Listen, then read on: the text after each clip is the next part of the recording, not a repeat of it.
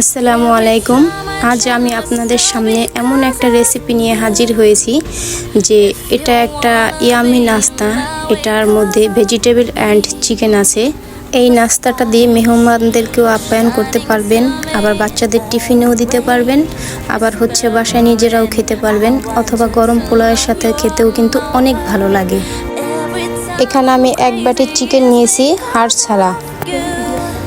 আমি দিয়ে দিচ্ছি চিকেনগুলোকে একটু নর্মাল পানি দিয়ে সিদ্ধ করে নিব। দিচ্ছি পরিমাণ মতো লবণ। এবারে দিয়ে দিচ্ছি আমি আধা চামচ গোলমরিচের গুঁড়া।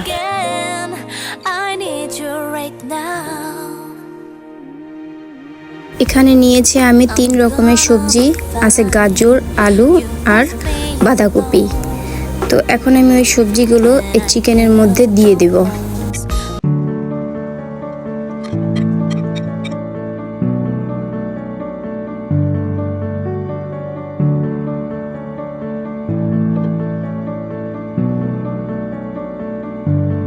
ভেজিটেবল অ্যান্ড চিকেন যখন 95% সিদ্ধ হয়ে গেছে, এই পর্যায়ে আমি দিয়ে দিচ্ছি নুডলস।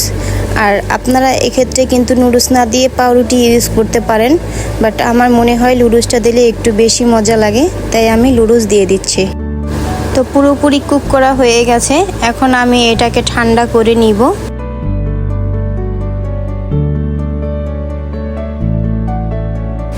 ম্যারিনেট করার জন্য আমি এখানে কিছু পেঁয়াজ কুচি, মরিচ কুচি অ্যান্ড ধনিয়া পাতা কুচি নিয়েছি।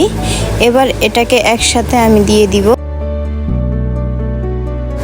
অ্যাড করে দিচ্ছি হাফ চামচ আদা রসুন বাটা। দিয়ে দিচ্ছি নুডলসের ভিতরের যে মশলাটা থাকে প্যাকেট, ওই মশলার। দিচ্ছি স্বাদ মতো লবণ।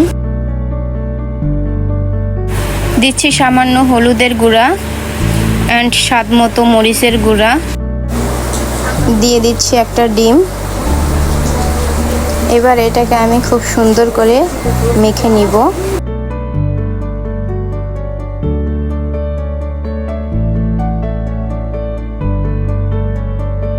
ভাজার জন্য দিয়ে দিচ্ছি বেশ কিছুটা তেল।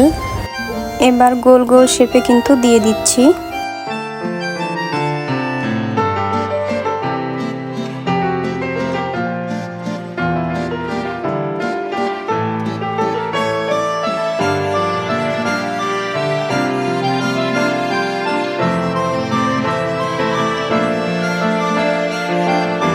এবারে কিন্তু আমি পকোড়াগুলো আরেকটা শেপ করে নিচ্ছি। এই দুটো শেপেই কিন্তু আমি সবসময় বানিয়ে থাকি। তো আপনাদের যেটা ভালো লাগে আপনারা পছন্দ মতো বানাতে পারেন।